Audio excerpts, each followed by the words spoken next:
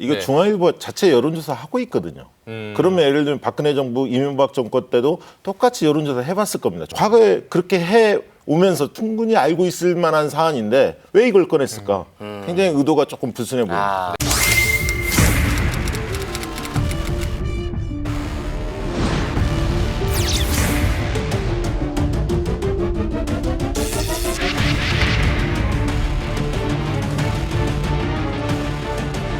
한 군데만 이상한 결과를 보도를 했고 그렇게 뭐 근접하거나 그런 건 전혀 사실이 아닙니다. 이 문재인 대통령 지지층이 과대평가된 샘플 자체가 왜곡되었다는 것이 명백합니다.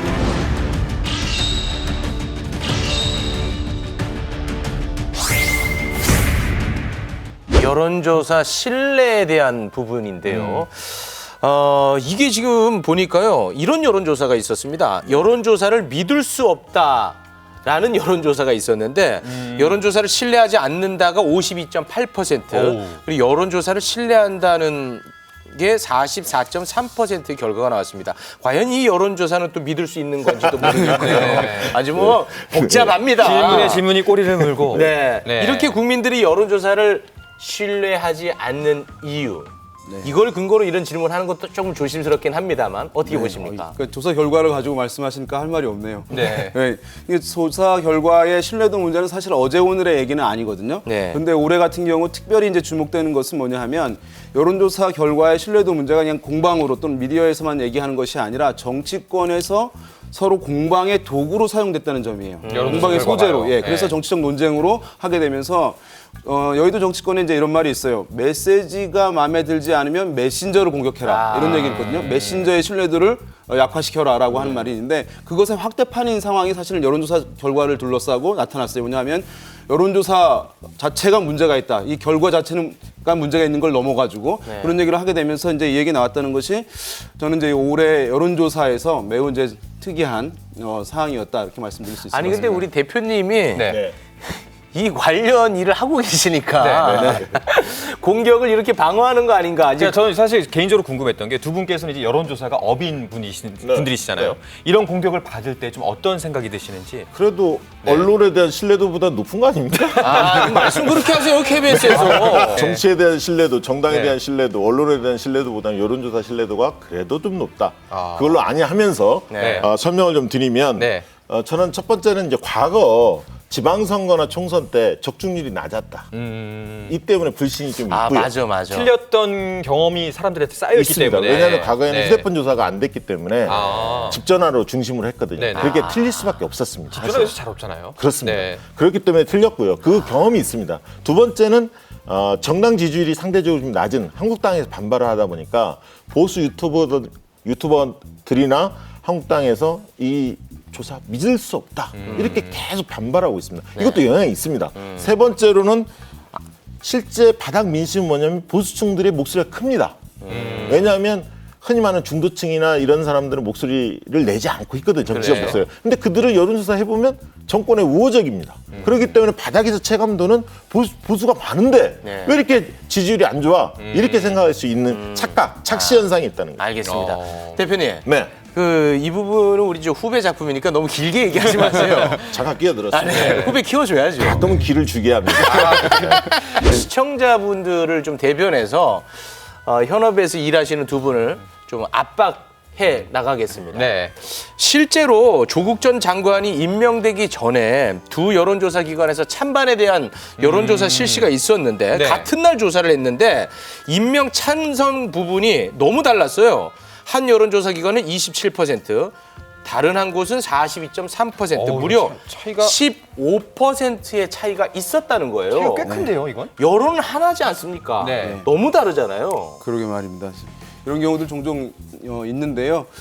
이번 이제 조사 같은 경우에 보면은 이제 조사 기관이 다르잖아요. 네. 조사 기관이 다르다는 것은 조사 방식이 또 달랐다는 것이거든요. 기관마다. 예, 그렇습니다. 네. 그것은 이제 우리가 뭐 하우스 이펙트, 기관 효과라고 해요. 방식을 이제 다르게 사용하는 것들을.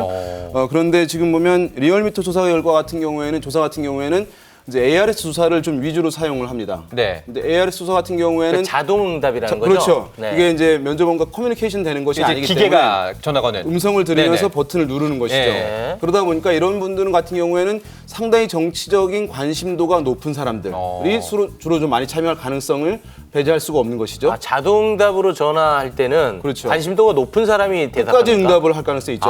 왜냐하면 보통은 다 끊어버리군요. 보통 끊어버리잖아요. 그렇죠. 그런 마케팅 측면이 전화인 있고. 줄 근데 알고. 만약에 한국갤럽의 사람 면접원 조사인 것인데 이 경우는 우리가 이제 커뮤니케이션을 하니까 바로 끊는 비율이 좀 줄어들 가능성이 있어요. 아주 미안하니까. 그렇습니다. 그래서 네. 정책 관여도가 좀 낮은 사람들 또는 중간층들도 일정 부분 표집될 가능성이 있거든요. 상대적으로.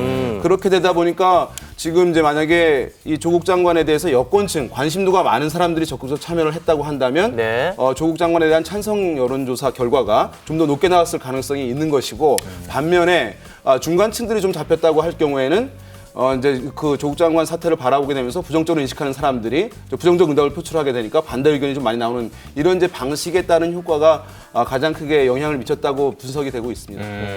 아주 잘 설명했습니다. 아, 괜찮습니까? 아, 평가도 하시나요 이제? 그럼요. 아, 예. 그 누구신데 자꾸 평가하시나요?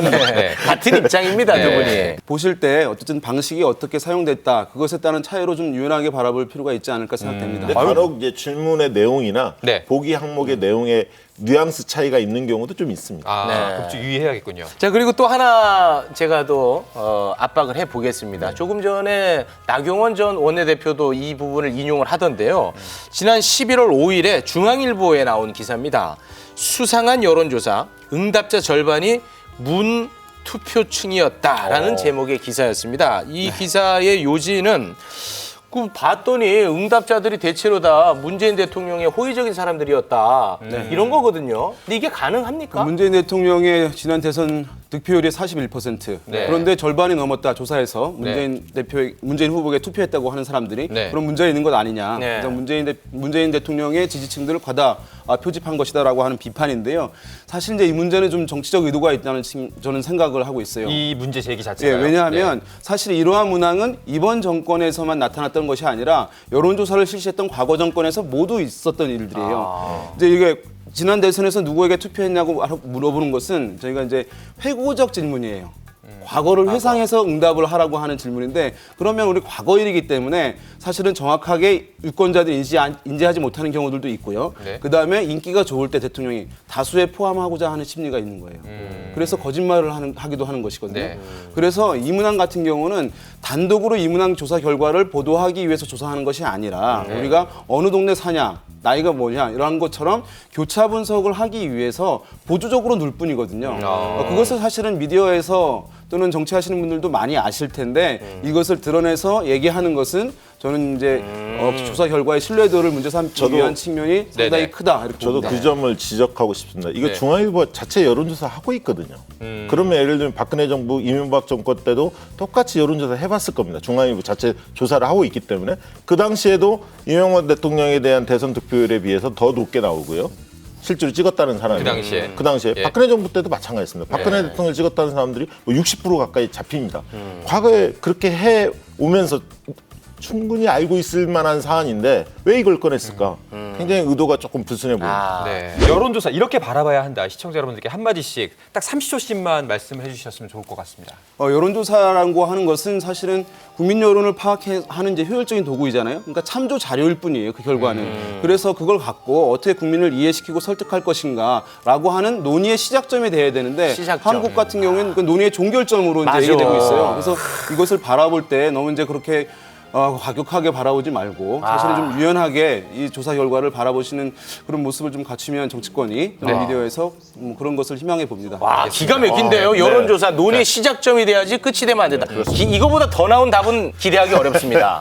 선관위가 네. 현재 엄격하게 관리하고 있습니다. 선관위가. 예, 네. 공표되는 것을 여론조사 심의위원회가 엄격하게 관리하고 있기 때문에 양질의 조사 결과만 공표된다. 이거 믿어주셔야 하고요. 두 번째는 휴대폰 조사가 보편화됐기 때문에 언론사에 제공합니다. 네. 그렇기 때문에 과거보다는 선거 예측 조사의 적중률이 높아질 것이다.